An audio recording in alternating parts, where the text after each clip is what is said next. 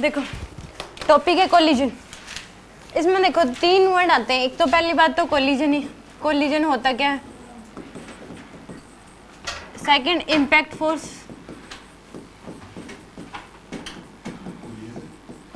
और थर्ड है impulse. 3 word आते हैं, कोलिजन, इम्पैक्ट फोर्स और इम्पल्स। कोलिजन जो है वो एक इवेंट है। बस मान लो कि कोई 2 चीजें आपस में टकराती हैं, जो टकराई उस इवेंट को बोलते हैं बस कोलिजन। कोलिजन जो है वो एक इवेंट का नाम है कि मान लो आपने बॉल छोड़ दी तो ग्राउंड से टकराएगी, तो टकराई तो वो क्या है, एक इवेंट है, यानी कि कोलिजन हुआ। 2 बॉडी अगर टकराती हैं तो उसको बोलते हैं कोलिजन, एक इवेंट का ही नाम है। यानी कि 2 चीजें आपस में टकराती हैं, या 3 या 2 या 4, तो उसको क्या बोलते हैं हम, कोलिजन। इम्पैक्ट फोर्स क्या होता है, एक बहुत कम टाइम के लिए बहुत ज़्यादा फोर्स लगना, उसको बोलते हैं इम्पैक्ट फोर्स। कि बहुत कम टाइम के लिए क्या लगता है, बहुत ज़्यादा फोर्स लगता है, उसको बोलते हैं इम्पैक्ट। कि जब बॉडी टकराई होगी तो उसने एक दूसरे पे जितना फोर्स लगाती हैं वो, तो वो क्या होगा, इम्पैक्ट फोर्स जो है बहुत कम टाइम के लिए बहुत ज़्यादा लगता है। इम्पैक्ट फोर्स क्या लगता है, बहुत कम टाइम के लिए बहुत ज़्यादा लगता है। और इम्पल्स क्या होता है कि इम्पैक्ट फोर्स जो है जितना लगा और जितने टाइम के लिए लगा, तो फोर्स इंटू में टाइम कर दोगे तो वहाँ से आ जाएगा इम्पल्स। कोलिजन एक इवेंट है। इम्पैक्ट फोर्स क्या है कि एक ऐसा फोर्स जो कि बहुत कम टाइम के लिए बहुत ज़्यादा लगता है, और वो जो इम्पैक्ट फोर्स जितना लगा उस फोर्स की वैल्यू और जितने टाइम के लिए लगा उसको क्या बोलते हैं हम, इम्पल्स। ठीक है। साइंटिस्ट लोगों ने क्या कहा कि जो इम्पल्स है वो क्या लगता है, इम्पल्स, इम्पैक्ट फोर्स जो है वो वेरिएबल होता है। इम्पैक्ट फोर्स क्या होता है, वेरिएबल। उन्होंने क्या करा कि मान लो आपने यहाँ पे दीवार है, आप एक बॉल फेंक के मारते हो ऐसे, तो उस केस में जो इम्पैक्ट फोर्स की वैल्यू होती है वेरिएबल होती है। उन्होंने क्या लिया, एक कैमरा लेके कई सारी पिक्चर्स ले ली बहुत कम टाइम के लिए। यानी कि उन्होंने क्या ली, पिक्चर्स ले ली बहुत कम टाइम के लिए, कि आपने बॉल फेंकी तो पिक्चर ली, फिर हल्के टाइम्स के लिए पिक्चर्स ली, और बाद में उन्होंने ऑब्जर्व किया तो उन्होंने देखा कि स्टार्टिंग में मान लो आपने बॉल फेंकी तो ऐसे होगी, फिर हल्की से क्या हो जाती है, वो पिचक जाती है, कंप्रेस हो जाती है, फिर और ज़्यादा पिचकती है, फिर और ज़्यादा, और फिर क्या होती रहती है, वो ठीक होती रहती है। यानी कि दोबारा से वो क्या हो जाएगी, उसी तरीके से जिस तरीके से वो कंप्रेस होती है उसी तरीके से क्या होती है, फिर वो एक्सपेंड होती है। तो उन्होंने कई सारी पिक्चर्स ली, तो इन दोनों के बीच जब ये स्टार्टिंग में तो फोर्स लग रहा था कितना, N1, दीवार फोर्स लगाएगी N1 का, बॉल इसके ऊपर फोर्स लगाएगी N1 का, और जब यहाँ पे थी तो ये फोर्स मान लो N2, और ये इसके ऊपर N2 का फोर्स लगाएगी, तो इस रीजन में N3, और ये क्या लगा रही थी, N3।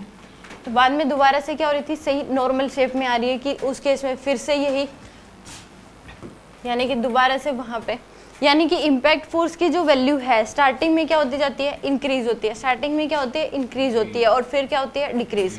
यानी कि पहले तो बॉल की शेप चेंज होती है और फिर उसके इसमें दोबारा से ठीक होती है। तो इम्पल्स, इम्पैक्ट फोर्स जो है वो वेरिएबल लगता है, बट बहुत कम टाइम के लिए। जो इस इम्पैक्ट फोर्स का टाइम ड्यूरेशन होता है वो 10⁻⁻6 सेकेंड होता है। डेल्टा टी की जो वैल्यू है 10⁻⁻6 सेकेंड, इतने टाइम के लिए ही लगता है इम्पैक्ट फोर्स। यानी कि ये बहुत कम टाइम है डेल्टा टी, यानी कि 10⁻⁻6 सेकेंड क्या है, बहुत बहुत कम टाइम है। तो उस केस में यहाँ पे जो फोर्स लगता है वो क्या है, वेरिएबल। N1 किसकी वैल्यू ज़्यादा है, N1 की, N2 की, या फिर N3 की? सबसे ज़्यादा किसकी होगी, N3 की। सबसे ज़्यादा किसकी होगी, N3 की, फिर N2 की, और फिर N1 की। कोलिजन कितने टाइम के लिए हुआ, डेल्टा टी, यानी कि 10⁻⁻, इम्पैक्ट फोर्स कितने टाइम के लिए लगा, 10⁻⁻6 सेकेंड। तो उन्होंने इसके भी छोटे छोटे टाइम्स के, इसका 10⁻⁻6 सेकेंड के भी क्या ले लो, छोटा छोटा टाइम ले लो, उनकी ये पिक्चर्स हैं। तो यानी ये जो है ये डेल्टा टी एक टाइम कहते हैं, मान लो T1 dt टाइम के लिए, dtt1 यानी कि बहुत छोटा टाइम है। ये भी dt टाइम के लिए, और ये भी क्या है, dt टाइम के लिए। इसी डेल्टा टी का ही छोटा सा टाइम है dt। इस डेल्टा टी का क्या है, 10⁻⁻6 सेकेंड का ही क्या है, बहुत छोटा टाइम है ये tt। इतने टाइम के लिए N1 लगा, इतने टाइम के लिए क्या लगा, N2, और इतने टाइम के लिए क्या लगा, N3। तो इन सभी को अगर आप N1 इंटू में dt प्लस N2 इंटू में dt प्लस N3 इंटू में dt, इस तरीके से आगे भी होंगे, इन सभी को ऐड कर दोगे तो इसको बोल, ये क्या हो जाएगा आपके पास, इम्पैक्ट फोर्स की वैल्यू होगी। ये क्या होगी, इम्पैक्ट फोर्स की वैल्यू होगी। ये क्या होगी, N1 इंटू में तो इन सभी को dt dt dt, ये टाइम क्या हो जाएगा, इम्पल्स की वैल्यू होगी। ये किसकी वैल्यू होगी, इम्पल्स।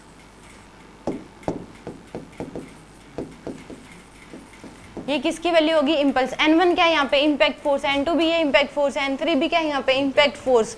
जो फोर्स की इम्पैक्ट फोर्स की वैल्यू जो है स्टार्टिंग में क्या होती है, बढ़ती है, फिर क्या होती जाती है, डिक्रीज। यानी कि इम्पैक्ट फोर्स की रियल में जो वैल्यू होती है वो वेरिएबल होती है। इम्पैक्ट फोर्स क्या होता है, रियल में वेरिएबल होता है। और यानी कि यहाँ पे मान लो इम्पल्स जो फोर्स लगा वो n1 लगा, कितने टाइम के लिए, dt टाइम के लिए, तो n1 इंटू में क्या कर दिया, dt, प्लस यहाँ पे जो फोर्स लगा n2 और कितने टाइम के लिए, dt टाइम के लिए, तो n2 इंटू में क्या कर दिया, dt। यहाँ पे जो फोर्स लगा n3 कितने टाइम के लिए, dt टाइम के लिए। इस ऐसे ही बहुत सारी पिक्चर्स ली होंगी ना, बहुत कम टाइम्स के लिए, इसके भी बहुत छोटे छोटे पीस कर दिए 10⁻⁻⁶ के, और उन सभी को ऐड कर दोगे तो उसको force into time, force into time, force into time, इसको ऐड करोगे तो इसी को क्या बोलते हैं, इम्पल्स बोलते हैं। इसको क्या बोलते हैं हम, इम्पल्स। यानी कि जो इम्पल्स है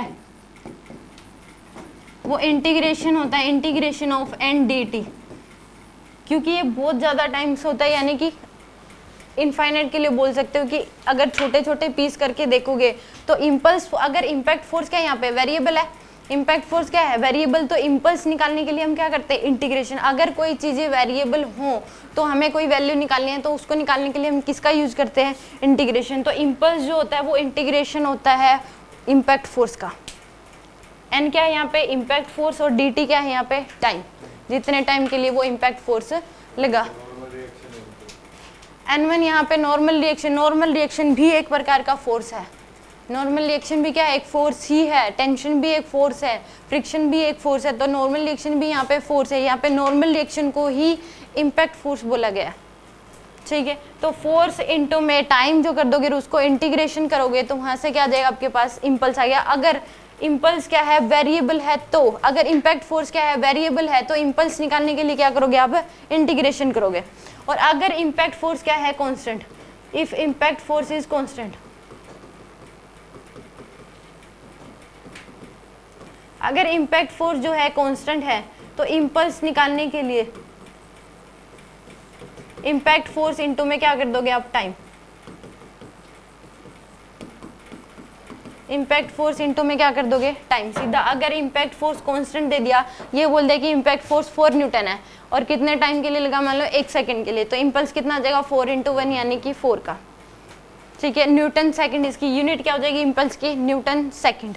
इम्पल्स की जो यूनिट होती है वो कितनी होती है, न्यूटन सेकंड, यूनिट होती है इसकी न्यूटन सेकंड। फोर्स की यूनिट न्यूटन होती है, टाइम की यूनिट क्या होती है, सेकंड। तो इम्पल्स की यूनिट क्या आ जाएगी यहाँ से, न्यूटन सेकंड। अगर इम्पैक्ट फोर्स वेरिएबल हुआ तो इम्पल्स निकालने के लिए क्या करोगे, इंटीग्रेशन करोगे। अगर इम्पैक्ट फोर्स कांस्टेंट हुआ तो इम्पल्स निकालने के लिए क्या करोगे, इम्पैक्ट फोर्स इनटू में टाइम, ठीक है। इम्पल्स को दो सिंबॉलिक रिप्रेजेंटेशन जो होगी वो आई भी होती है और जे भी होती है, आई भी होती है और जे भी। इसको आई से भी रिप्रेजेंट करते हैं और जे से भी रिप्रेजेंट करते हैं।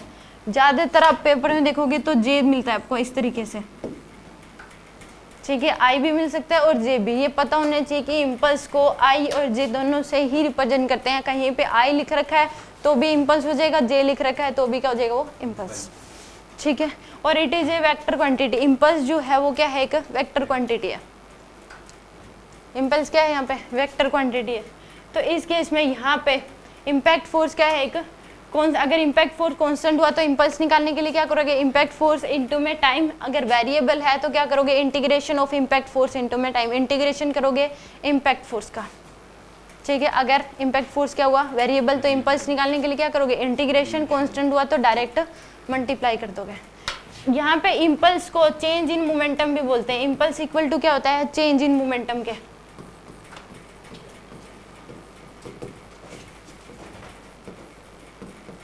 इम्पल्स होता है किसके इक्वल, चेंज इन मोमेंटम के, यानी कि P final minus P initial. Impulse जो होता है वो किसके इक्वल होता है, P final minus P initial. Change in momentum के इक्वल भी होता है, ज़्यादातर यही यूज होता है। जो इम्पल्स है वो किसके इक्वल होता है, चेंज इन मोमेंटम के, यानी कि फाइनल माइनस इनिशियल। चेंज लिख दिया तो फाइनल माइनस इनिशियल की कितना चेंज आया, ठीक है।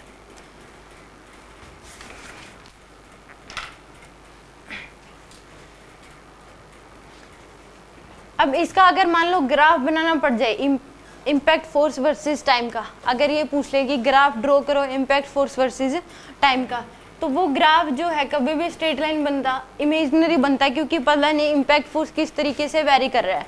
तो इस केस में इम्पैक्ट फोर्स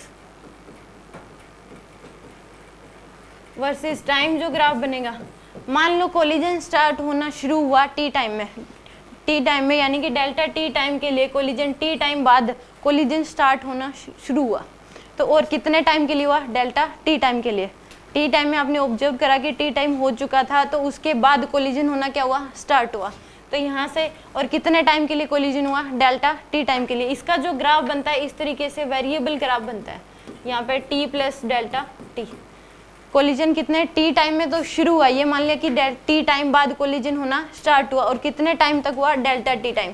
तो इसका ग्राफ इससे बनता है, वेरिएबल ग्राफ बनता है, क्योंकि इम्पैक्ट फोर्स जो होता है वो क्या होता है, वेरिएबल होता है।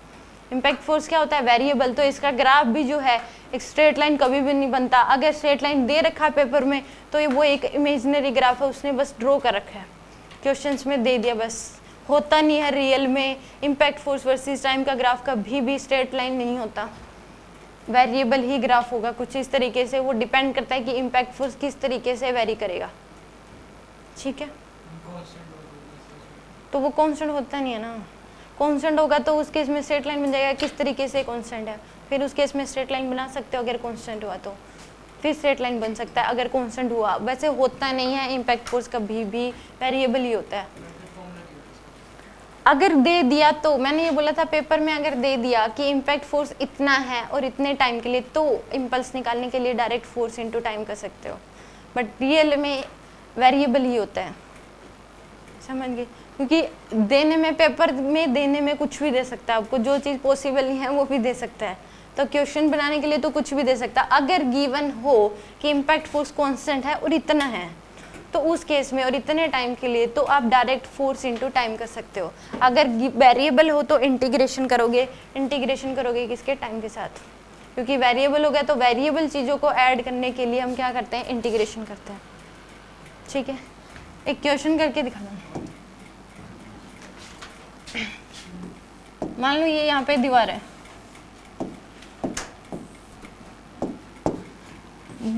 बॉल को 2 kg की बॉल थी, 20 की स्पीड से आ रही थी। कितने की स्पीड से फेंक के मारी आपने, 20 की स्पीड से। मास कितना है इसका, 2 kg, और यहाँ पे चिपक गई। यहाँ पे आके क्या होगी, बॉल गेट स्टिक, यानी कि बॉल क्या होगी, दीवार के साथ चिपक गई। तो इम्पल्स बताना है, इम्पल्स ऑन बॉल कितना होगा।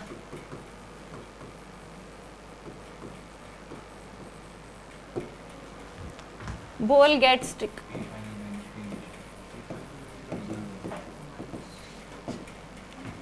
इम्पल्स बता दो कितना होगा।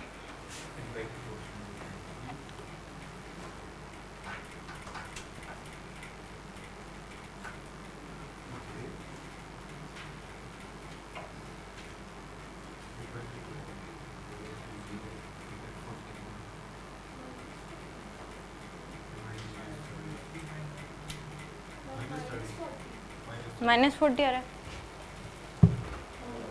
यानी कि मैंने बताया था इम्पल्स क्या होता है, चेंज इन मोमेंटम के इक्वल।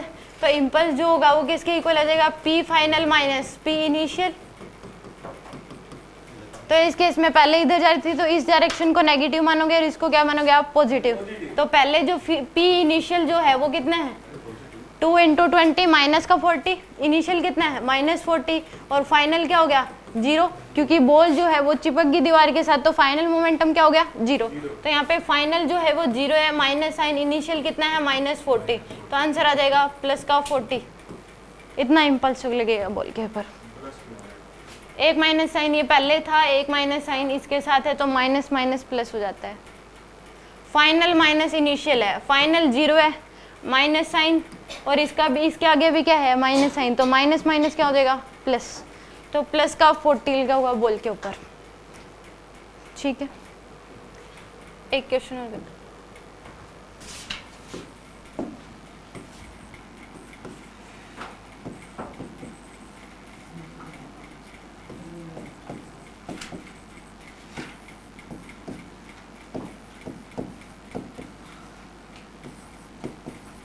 पहले कितने की स्पीड से आ रही थी 40 मीटर पर सेकंड, दीवार से टकरा के रिबाउंड होगी कितनी की स्पीड से 20 मीटर पर सेकंड की स्पीड से। इम्पल्स बता दो कितना होगा। इम्पल्स ऑन बॉल कितना होगा 120। इसको बोलते हैं head on collision. Head on collision में क्या होगा कि जिस लाइन के अलोंग बॉडी आ रही थी उसी लाइन के अलोंग अगर रिबाउंड कर रही है तो उसको क्या बोलते हैं हेड ऑन कोलिजन। ये सुन लो, हेड ऑन कोलिजन, कोलिजन भी दो प्रकार का होता है, एक होता है हेड ऑन कोलिजन, एक होता है साइड ऑन कोलिजन। कि जिस लाइन के अलोंग बॉडी आ रही थी उसी लाइन के अलोंग अगर रिबाउंड कर जाए तो उसको क्या बोलते हैं हेड ऑन कोलिजन बोलते हैं। और साइड ऑन कोलिजन की मान लो आ इस लाइन के अलोंग रही थी और चली गई फाइनली किसी और एक्सिस के अलोंग तो उसको क्या बोलते हैं side on collision. Direction change हो जाती है, मतलब डायरेक्शन चेंज है कि उसकी एक्सिस ही चेंज होगी जिसके अलोंग वो गई है। पहले ही मान लो इस एक्सिस के अलोंग आ रही थी, टकराने के बाद वो किधर चलेगी दूसरी एक्सिस, मान लो ऊपर की तरफ चली गई नीचे चली गई तो वो क्या हो जाएगा side on collision. Head on collision में जिस एक्सिस के अलोंग आ रही थी उसी एक्सिस के अलोंग क्या हो जाए रिबाउंड करे, उसी एक्सिस के अलोंग मूव करे तो वो क्या हो जाएगी हेड ऑन कोलिजन होगा। ठीक है, इसमें इम्पल्स कितना आ जाएगा पी इनिशियल कितने माइनस का 80 और फाइनल प्लस का 40, तो इम्पल्स कितना आ जाएगा P final minus P initial. Initial है आपके पास, फाइनल है 40 माइनस साइन इनिशियल कितने हैं -80, तो आ जाएगा 40 प्लस में 80 यानी कि प्लस का 120 न्यूटन सेकंड। ठीक है, एनी डाउट। ये क्वेश्चन जो था ये किसका था हेड ऑन कोलिजन का, पीछे वाला भी क्या था हेड ऑन कोलिजन का ही। इस केस में एक क्वेश्चन और करके तो गई उसी लाइन के अलोंग थी, दूसरी लाइन के अलोंग कहाँ पे गई वापसी ना आए तो भी उस केस में ये थोड़ी ना है कि साइड ऑन कोलिजन में तो गई और किसी और डायरेक्शन में चली गई हो तो आप साइड ऑन कोलिजन बोलो उसको। अब वो आई मान लो है उसी लाइन के अलोंग अगर वहीं पे रुक गई तो वो भी हेड ऑन कोलिजन ही होगा।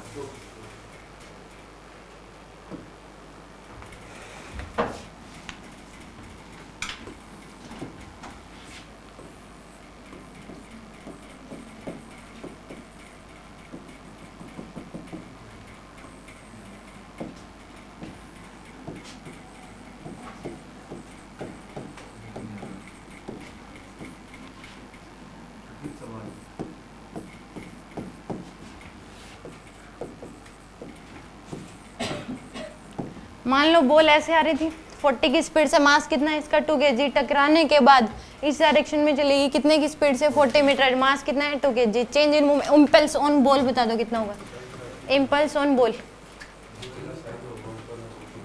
ये साइड ऑन कोलिजन है, आ इस लाइन के लॉन्ग रही थी जा ऐसे रही है तो ये क्या हो जाएगा साइड ऑन कोलिजन। बता दो इसमें कितना होगा।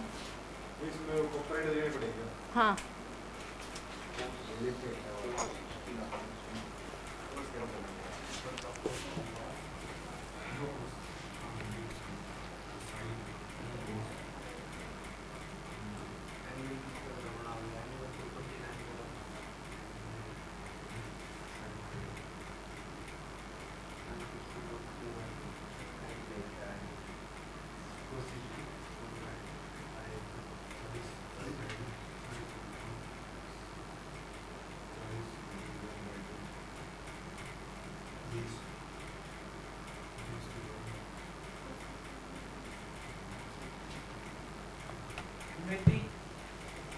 कितना रहा 80।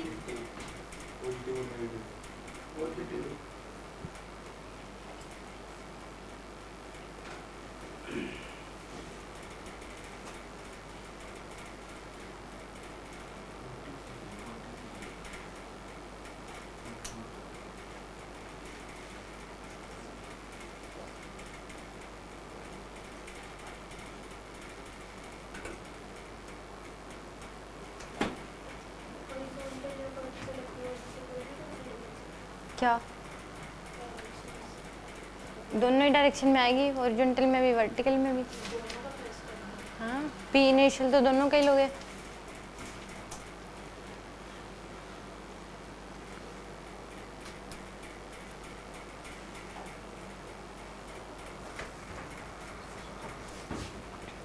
इसमें देख इसके दो कंपोनेंट लोगे, ये एंगल 60 डिग्री है तो ये एंगल कितना आ जाएगा 60 डिग्री, तो इसका कंपोनेंट लोगे 40 cos 60 डिग्री और ये आएगा 40 sin 60 डिग्री, 20 और 20√3।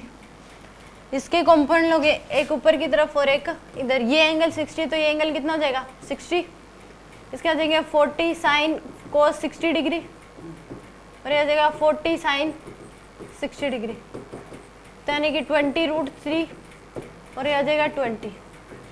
तो इनिशियल जो मोमेंटम है P इनिशियल वो कितना है 20√3 इंटू में 2 यानी कि 40√3 आई कैप और माइनस का 40 जे कैप। आई कैप जे कैप में ले लो, इसको किस में ले लो आई कैप और जे कैप में। वेलोसिटी इंटू में मास करोगे तो इनिशियल मोमेंटम आई कैप में आ जाएगा, ये किस में आ जाएगा माइनस का जे कैप। फाइनल मोमेंटम 20√3 इंटू में मास है 2 kg तो 40√3 आई कैप और प्लस का 40 जे कैप। ये क्या आ गया आपके पास फाइनल मोमेंटम। तो इम्पल्स अगर निकालना है तो क्या हो जाएगा P final minus P initial. Final momentum है 40√3 I cap plus 40 J cap minus sign initial momentum है 40√3 I cap minus 40 J cap. यहाँ से आ जाएगा 40√3 आई कैप प्लस का 40 J cap minus 40√3 I cap और प्लस का कितना जाएगा 40 जे कैप। ये कैंसिल आउट तो आंसर आ जाएगा 80 जे कैप। ये आएगा आंसर इसका। आगे समझ पूछना है कुछ?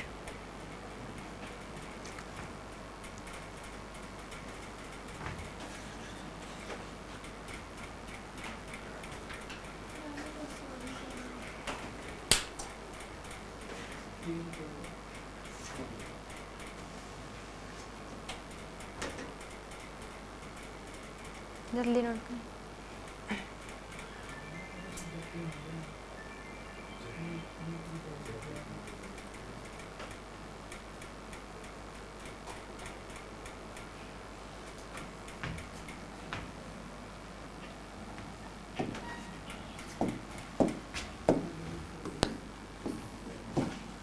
आपको ग्राफ दे रखा है impact force versus time graph.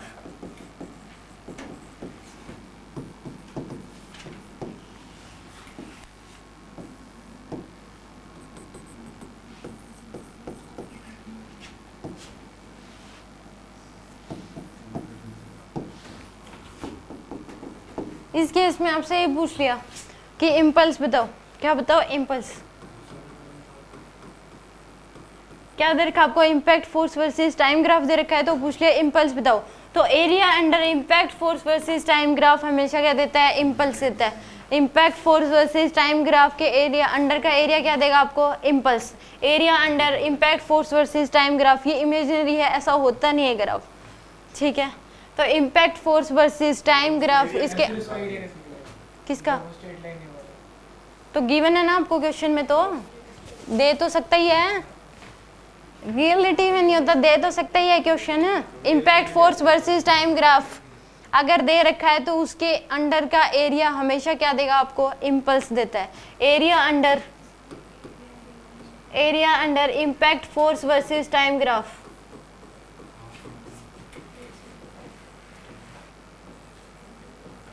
impact force versus time graph always give impulse बोल दो या फिर चेंज इन मोमेंटम बोल दो, क्योंकि इम्पल्स किसके इक्वल होता है चेंज इन मोमेंटम के। तो यहाँ पे इसके अंडर का एरिया हाफ इंटू में बेस कितना है 10 इंटू में 200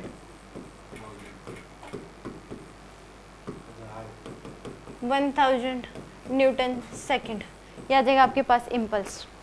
अगर यहाँ पे impact force versus time graph है तो ही इस केस में क्या देगा ये इम्पल्स या फिर बोल दो चेंज इन मोमेंटम। अगर ये नॉर्मल फोर्स होता है इम्पैक्ट फोर्स ना होता तो फोर्स वर्सेस टाइम का ग्राफ जो है वो चेंज इन मोमेंटम बोल सकते हो, फिर आप उसको इम्पल्स नहीं बोलोगे।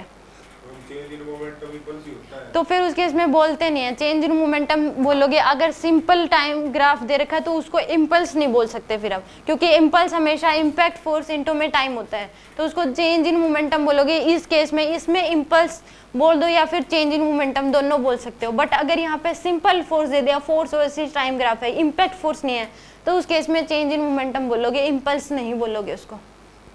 ठीक है, इस बात को नोट कर लेना। बोलते हैं बट उसमें बोलेंगे नहीं, वो सिंपल चेंज इन मोमेंटम ही देगा। फिर वो मैंने लिखवाया है, मैं मानती हूँ कि इम्पल्स जो होता है वो चेंज इन मोमेंटम के इक्वल होता है, बट वो तभी है कि इस केस में अगर ये impact force versus time graph दे रखा है तो उसको उसमें चाहे इम्पैक्ट फोर्स बोल दो, इम्पल्स बोल दो, चाहे उसके इसमें चेंज इन मोमेंटम बोल दो इसके अंडर के एरिया को। बट अगर ये सिंपल फोर्स है तो इम्पल्स नहीं बोलते, क्योंकि इम्पल्स हमेशा आता ही impact force versus time graph से है, तो इसको चेंज इन मोमेंटम ही बोलोगे सिंपल। वो चेंज इन मोमेंटम देगा, इम्पल्स नहीं बोलोगे। ठीक है,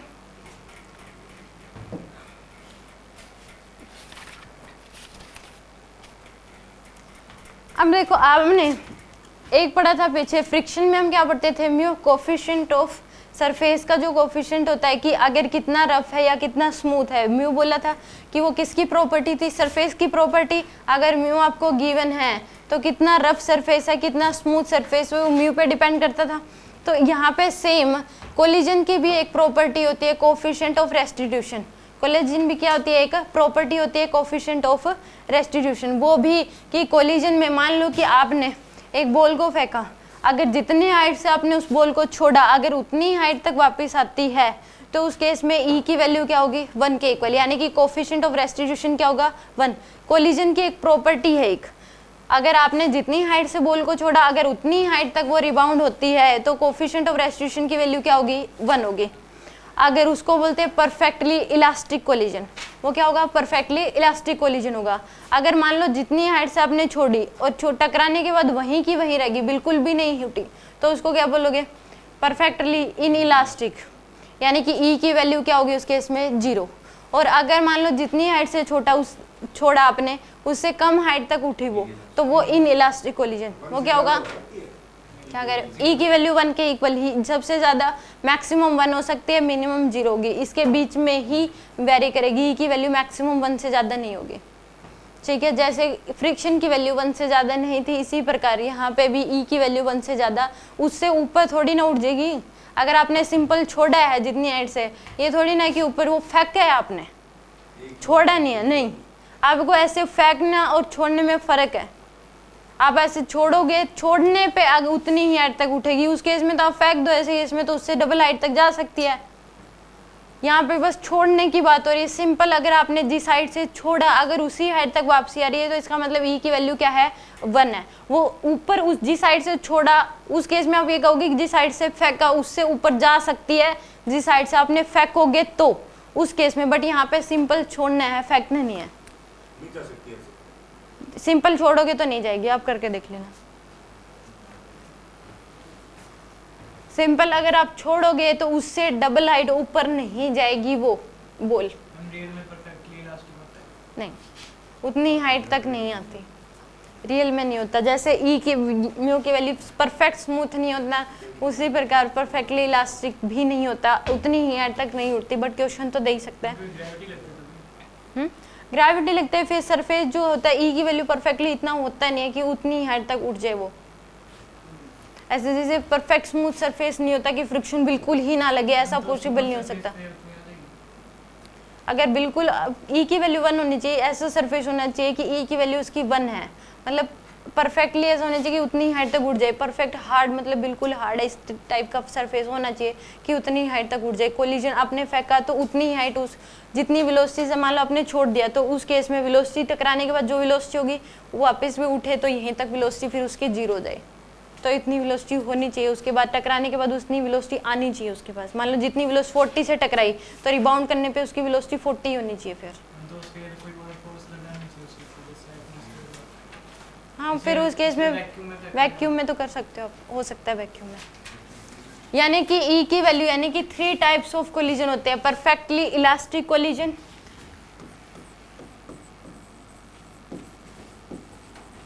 परफेक्टली इलास्टिक कोलिजन,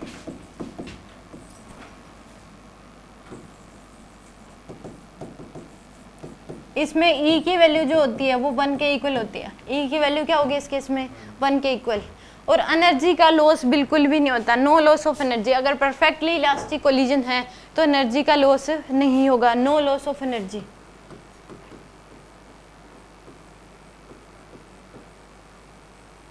एनर्जी का लॉस नहीं होगा। मोमेंटम कंजर्वेशन यहाँ पे लगा सकते हो आप, मोमेंटम कंजर्वेशन यहाँ पे लगा सकते हो। अगर परफेक्टली इलास्टिक कोलिजन है तो ई की वैल्यू क्या होगी? 1 के इक्वल, एनर्जी का लॉस बिल्कुल भी नहीं होगा और मोमेंटम कंजर्वेशन आप उसमें लगा सकते हो। सेकंड है परफेक्टली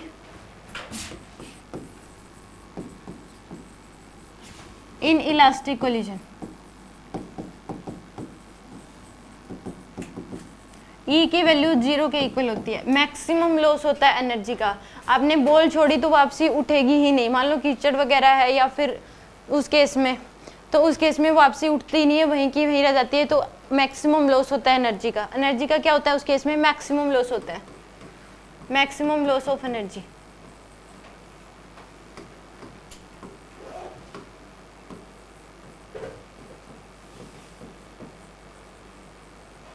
और इसमें भी मोमेंटम कंजर्वेशन लगा सकते हो। Third, inelastic collision.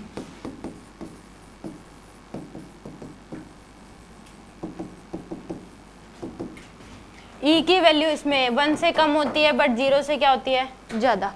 E की वैल्यू 1 से कम होती है, 0 से क्या होती है? ज़्यादा। इसमें भी पार्शली लॉस होता है एनर्जी का। क्या होता है? Partially loss of energy. Energy का जितनी हाइट से आप छोड़ोगे उससे आधी हाइट या उससे कम हाइट तक उड़ जाती है तो पार्शली लॉस ऑफ एनर्जी होता है। इसमें भी मोमेंटम कंजर्वेशन लगा सकते हो।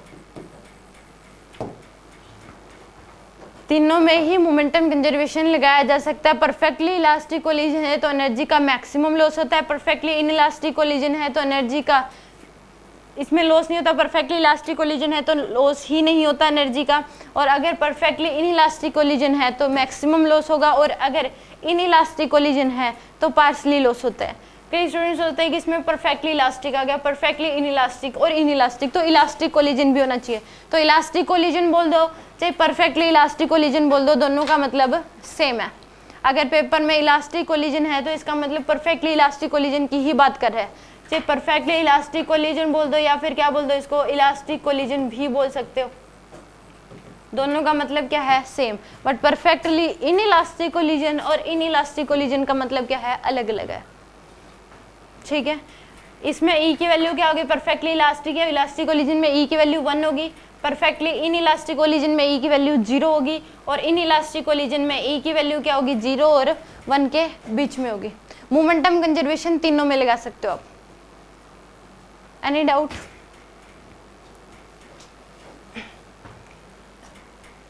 देखो एक क्वेश्चन है तो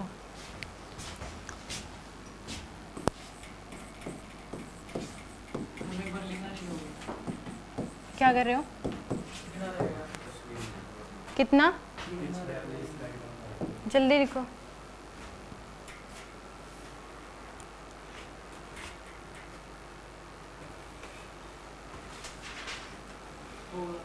है?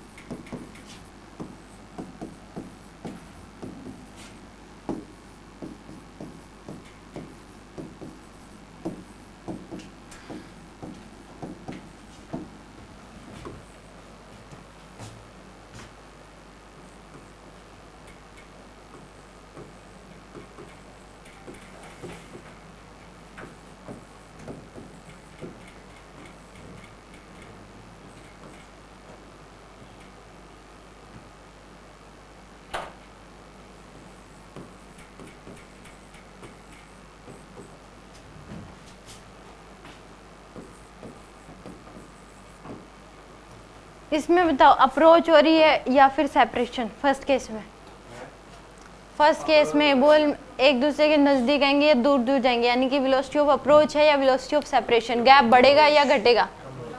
अप्रोच होगी कितने से? देखो इस केस में क्या होगी, अप्रोच ये स्लो है, इसकी स्पीड क्या है 2 मीटर पर सेकंड, ये क्या है 6 मीटर पर सेकंड। मान लो कि 1 सेकंड में 2 मीटर कवर करेगी तो कितना करेगी 6 मीटर। तो अप्रोच और ये यानी कि वेलोसिटी ऑफ अप्रोच ये दोनों क्या आएंगे एक दूसरे के नज़दीक, यानी कि एक दूसरे के देखिए अप्रोच हो रही है कितने से हो रही है 4 मीटर पर सेकेंड से, कितने से हो रही है ये दूर से आगे जा रही है तो ये 6 से इसका पीछा भी तो कर रही है, तो कितने वेलोसिटी ऑफ क्या होगी इसमें अप्रोच होगी, और कितने से हो रही है 4 मीटर पर सेकेंड से, कितने से हो रही है इस केस में 4 मीटर पर सेकंड से। इस केस में बताओ अप्रोच हो रही है कि सेपरेशन, मैंने वेलोसिटी ऑफ अप्रोच पूछा, इसमें अप्रोच हो रही है फिर सेपरेशन हो रही है। अप्रोच हो रही है कितने से 5 से होगी, इसमें वेलोसिटी ऑफ अप्रोच कितने से होगी इसमें 5 मीटर पर सेकंड, क्योंकि ये भी नज़दीक आ रही है 2 की स्पीड से, ये भी इसकी तरफ जा रही है कितने की स्पीड से 3 की स्पीड से। मान लो इनके बीच का गैप 10 मीटर है तो 2 मीटर ये कवर करेगी, 3 मीटर गैप तो कम ही हो रहा है, ये भी इधर आ रही है और ये भी इधर आ रही है, और कितने यानी कि वेलोसिटी ऑफ अप्रोच कितना है इसमें 5 मीटर पर सेकेंड। इसमें बताओ सेपरेशन कितने से 3 से, क्योंकि ये आगे और ये क्या है इसकी स्पीड कम है 5 है, इसकी स्पीड क्या है 8 मीटर पर सेकेंड है, तो इसमें क्या होगा सेपरेशन ही होगा क्योंकि आगे वाली क्या है तेज है। तो इस केस में 8 मीटर पर सेकेंड है, इसकी कितनी है 5, ये अगर 8 मीटर ट्रैवल करेगी तो ये 5 मीटर गैप तो उतना ही होगा, फिर आगे ये 8 मीटर ट्रैवल करेगी तो ये 5, तो वेलोसिटी ऑफ क्या है इसमें सेपरेशन, और कितने से हो रहा है 3 मीटर पर सेकेंड से। इसमें बताओ अप्रोच हो रही है कि सेपरेशन, इसमें क्या है वेलोसिटी ऑफ अप्रोच कितने से 4 मीटर पर सेकेंड से। इसमें सेपरेशन कितने से, सेपरेशन कितने से 4 से, 8 कैसे हुई आगे समझिए।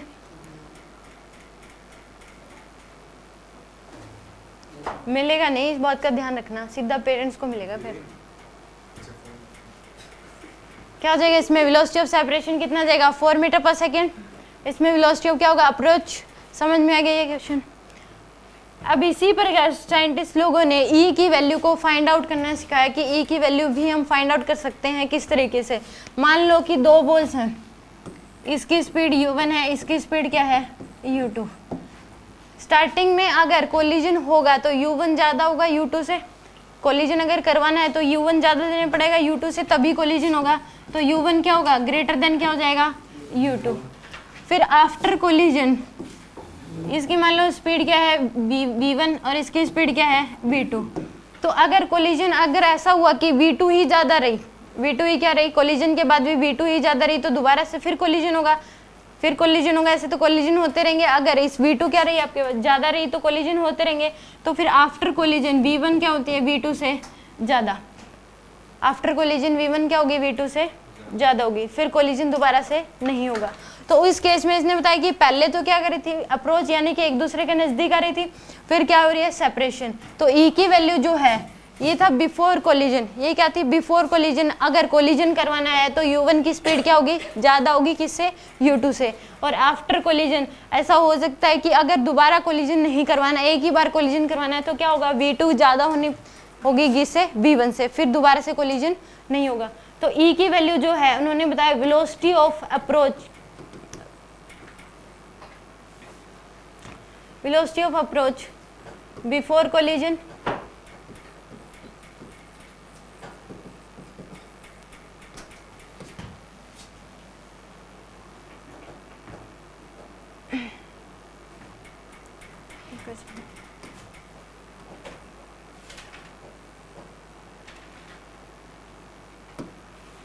velocity of separation after collision divided by my velocity of approach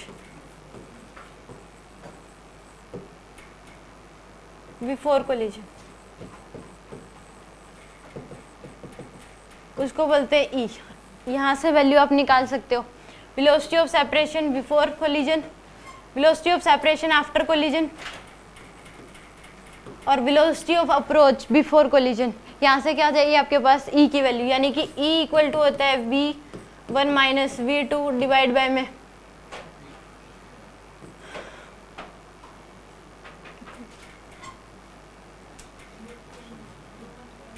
जब मैंने इसकी ऐसे दे रखी है, इसको क्योंकि इसकी U2 है तो इसको क्या मान लो आप V2 और इसकी क्या है V1, तो इस केस में V2 क्या होगी, ज़्यादा होगी किससे, V1 से। तो V2 माइनस क्या हो जाएगी V1 और U1 माइनस क्या हो जाएगी U2। यहाँ से क्या निकाल सकते हो आप E की वैल्यू, यानी कि E की कोफिशिएंट ऑफ रेस्टिट्यूशन, E क्या यहाँ पे कोफिशिएंट ऑफ रेस्टिट्यूशन, इसकी वैल्यू फॉर्मूला दे दिया उन्होंने निकालने के लिए कि velocity of separation after collision divide by velocity of approach before collision. वहाँ से क्या आ जाएगी आपके पास E की वैल्यू आ जाएगी, इसमें वेलोसिटी दे देगा आपको और फाइनल इनिशियल वेलोसिटी देगा, बिफोर कोलिजन वेलोसिटी दे देगा, आफ्टर कोलिजन वेलोसिटी दे देगा। तो वहाँ से आप क्या निकाल सकते हो, E की वैल्यू निकाल सकते हो। E क्या हो जाएगा, velocity of separation after collision divide by velocity of approach before collision. ठीक है,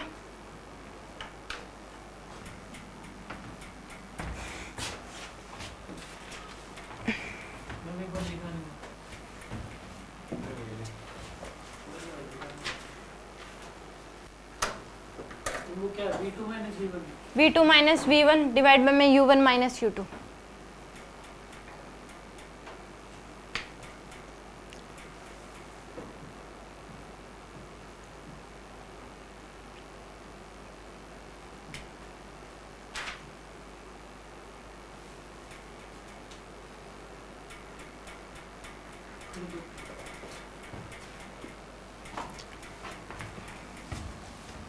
बिफोर कोलिजन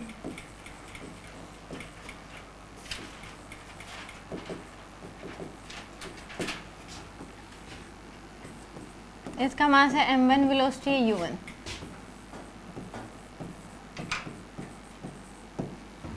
ये बिफोर कोलिजन, और इस केस में u1 क्या होगा, greater than u2 during collision.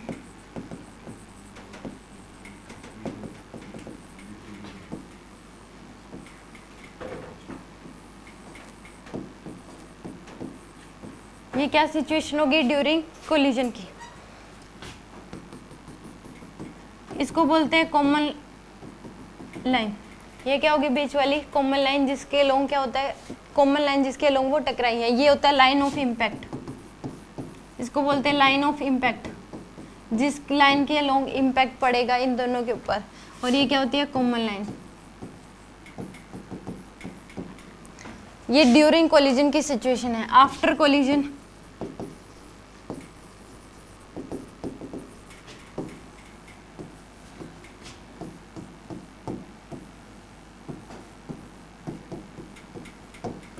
तो यहाँ पे क्या होगी, V2 क्या होगी, ग्रेटर देन V1।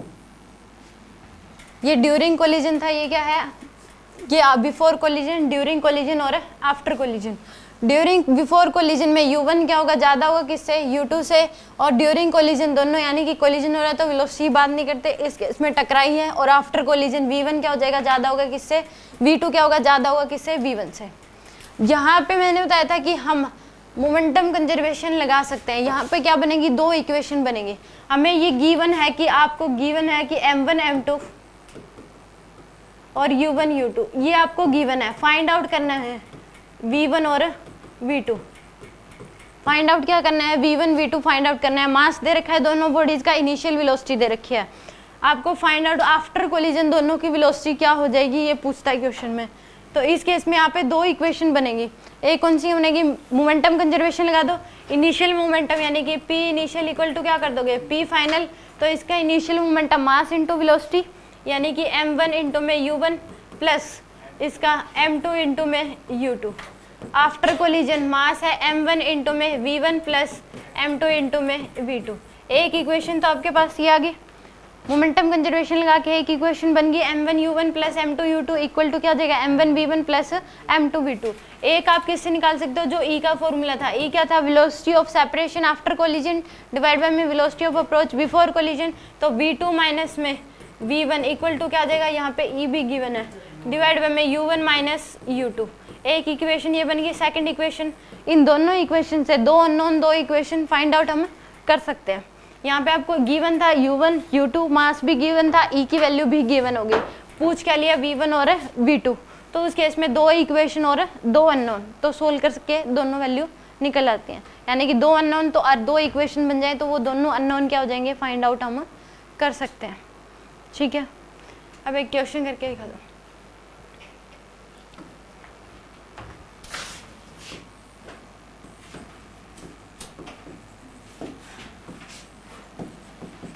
इस केस में ये मत सोचना कि हमेशा जो वेलोसिटी है ये दोनों एक ही डायरेक्शन में होंगी, इधर भी हो सकती है तो फिर माइनस में आ जाएगा, फिर वो दोनों मैंने मान ली कि इधर ही है, इस केस में इधर भी हो सकती है, टकराने के बाद रिबाउंड भी कर सकती है, एक इधर चली जाए एक इधर चली जाए, ऐसा भी हो सकता है आफ्टर कोलिजन। फिर ये क्या आ जाएगा, माइनस में आ जाएगा साइन, ठीक है, मोमेंटम माइनस में ले लोगे।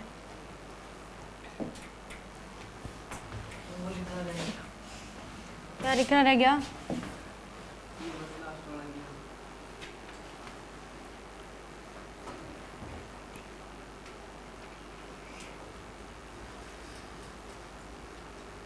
U2 के बाद क्या लिखा? E coefficient of restitution.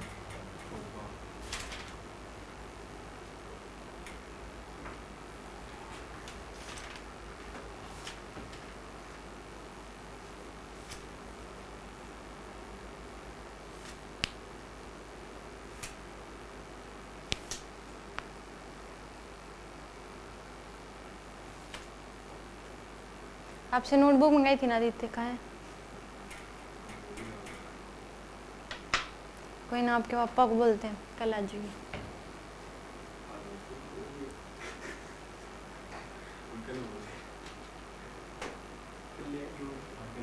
हो गया, नोट हो गया।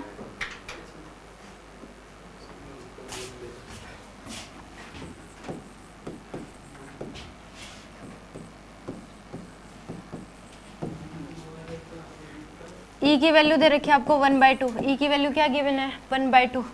आफ्टर कोलिजन वेलोसिटी बता दो क्या होगी।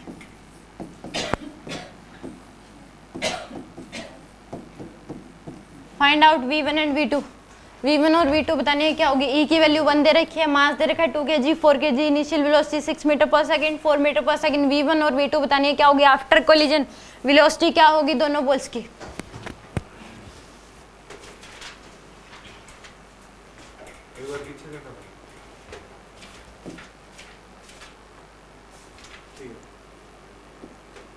यहाँ पे भी दो इक्वेशन बनेगी, दो अननोन है, दो इक्वेशन सोल्व हो जाएगा।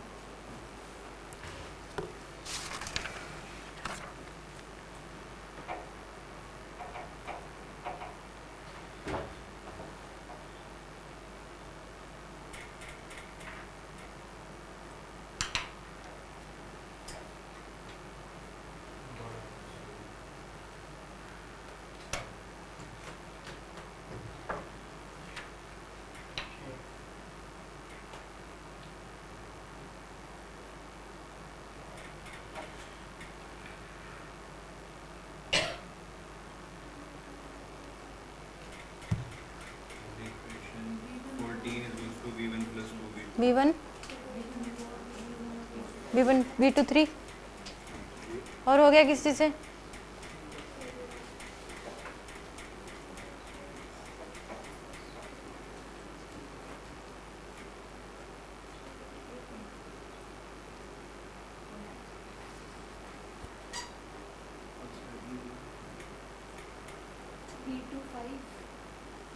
और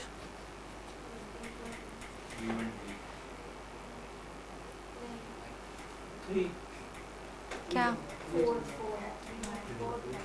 4 5 इसमें देखो दो इक्वेशन बनेंगे यहाँ पे। एक मोमेंटम कंजर्वेशन लगा के P इनिशियल इक्वल टू क्या लगा दोगे, P फाइनल। इनिशियल मोमेंटम इस बॉल का कितना है 12 प्लस में इसका कितना है 16 इक्वल टू क्या हो जाएगा 2 इंटू V1 प्लस में 4 इंटू में V2। तो 12 plus 16 28 equal to 2V1 plus में 4V2। 2 से डिवाइड कर दो पूरी इक्वेशन को, यह आ जाएगा आपके पास 14 इक्वल टू V1 प्लस में 2V2। ये तो आ गया आपके पास फर्स्ट इक्वेशन। एक second equation E equal to क्या है V2 minus V1 divide by में U1 माइनस U2। तो V2 माइनस में V1 डिवाइड बाय में 6 माइनस 4 और E की वैल्यू आपको गिवन है कितने 1/2।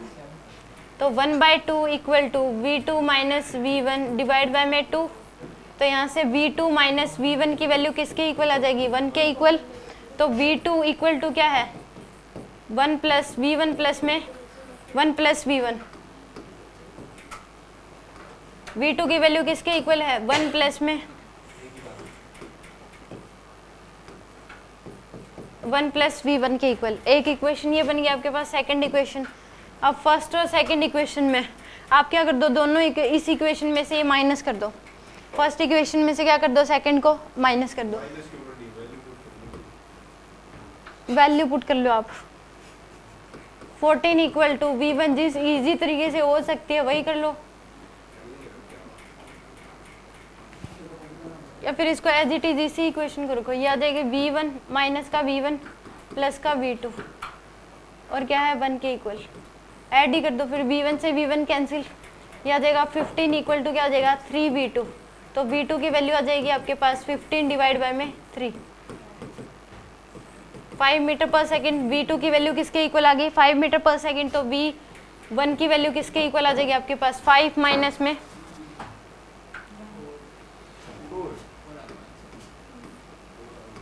यहाँ से निकाल लो, आपको निकालनी है v1। तो v1 इक्वल टू हो जाएगा v2 माइनस 1। तो v2 की वैल्यू है 5 माइनस 1, तो कितनी आ जाएगी 4 मीटर पर सेकेंड। v1 की वैल्यू है 4, v2 की वैल्यू कितनी है 5। आगे ये समझ, एक क्वेश्चन और करते समय सीमा क्या हो गया, तुम्हें कुछ हो रहा है।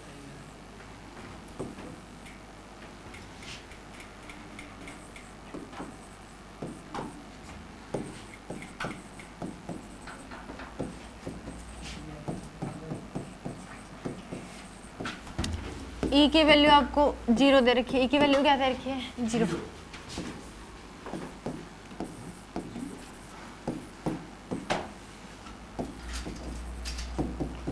v1 v2 बता दो आप।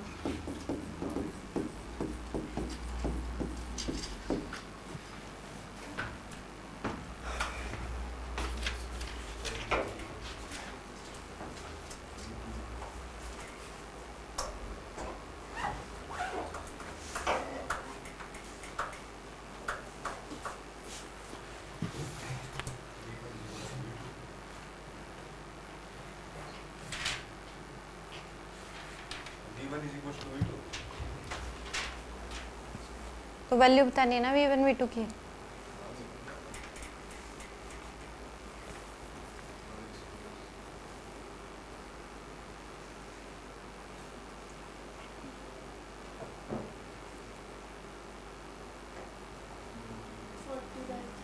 फोर्टी बाई 3 दोनों की,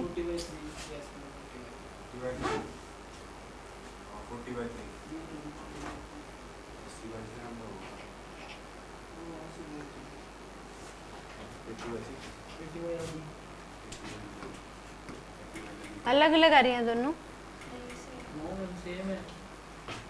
इसमें एक इक्वेशन तो p इनिशियल इक्वल टू क्या लगा दोगे, p final initial momentum 40 plus में 40 equal to final momentum 2 into में v1 प्लस 4 इंटू में v2। 80 इक्वल टू क्या आ जाएगा आपके पास 2v1 प्लस में 2v2 4v2, 2 से डिवाइड कर दो। 40 इक्वल टू क्या आ जाएगा v1 प्लस में 2v2। एक इक्वेशन तो ये बन गया आपके पास।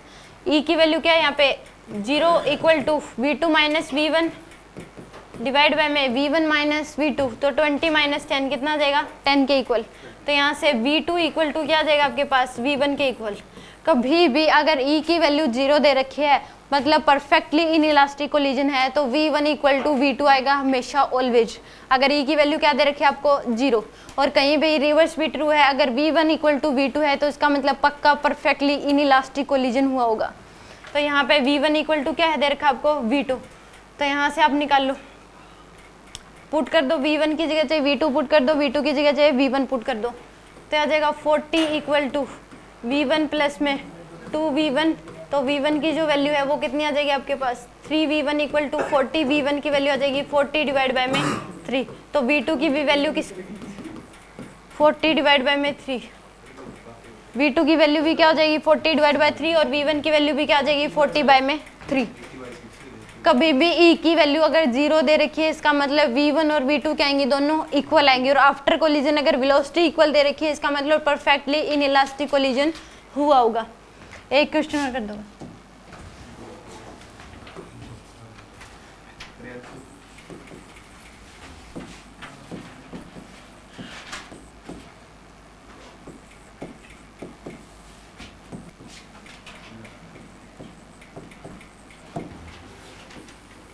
ई की वैल्यू 1 दे रखी है आपको। आफ्टर कोलिजन वेलोसिटी बता दो क्या होगा। ई की वैल्यू 1 दे रखी है। फाइंड आउट कर दो v1 और v2।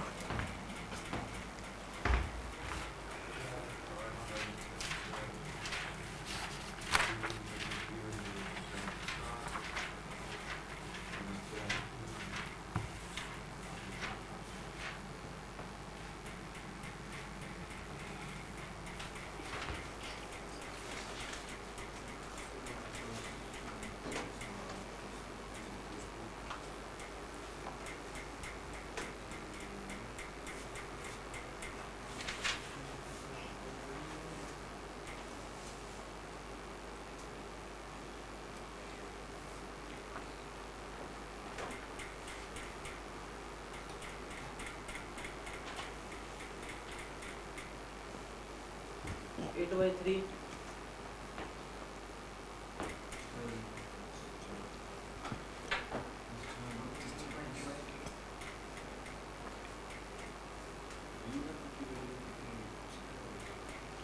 v1 की वैल्यू 6 है। 8/3 और 20/3।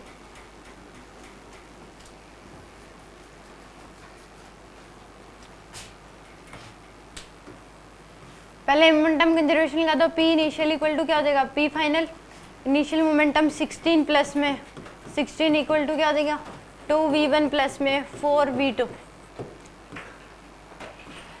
32 इक्वल टू 2v1 प्लस में 4v2। 2 से डिवाइड कर दो आ जाएगा 16 इक्वल टू v1 प्लस में 2v2। एक इक्वेशन तो ये आ गया आपके पास। एक आ जाएगी E की वैल्यू 1 दे रखी है, 1 equal to v2 minus v1 divide by में u1 माइनस u2 यानी कि 8 माइनस 4 कितना जाएगा 4 के इक्वल। तो v2 माइनस v1 की जो वैल्यू है वो किसके इक्वल आ गया आपके पास 4। ये आ गया आपके पास सेकंड इक्वेशन। अब दोनों इक्वेशन को क्या कर दो आप ऐड कर दो। फर्स्ट इक्वेशन और सेकंड इक्वेशन को क्या कर दो ऐड। तो 16 इक्वल टू v1 प्लस में 2v2 4 equal to v2 minus v1। तो ये क्या हो जाएंगी कैंसिल आउट। 20 इक्वल टू क्या हो जाएगा 3v2। तो v2 की वैल्यू आ गई आपके पास 20 बाय में 3। यहाँ पे पुट कर दो v1 की वैल्यू आ जाएगी 20 bye 3 minus v1 equal to क्या हो जाएगा 4। तो v1 की वैल्यू आ जाएगी 20 डिवाइड बाय 3 माइनस का 4। 20 माइनस 12 यानी कि 8 बाय में 3 मीटर पर सेकेंड। Any doubt. उसकी डीपीपी तो मिल गई थी शायद आपको कल एक।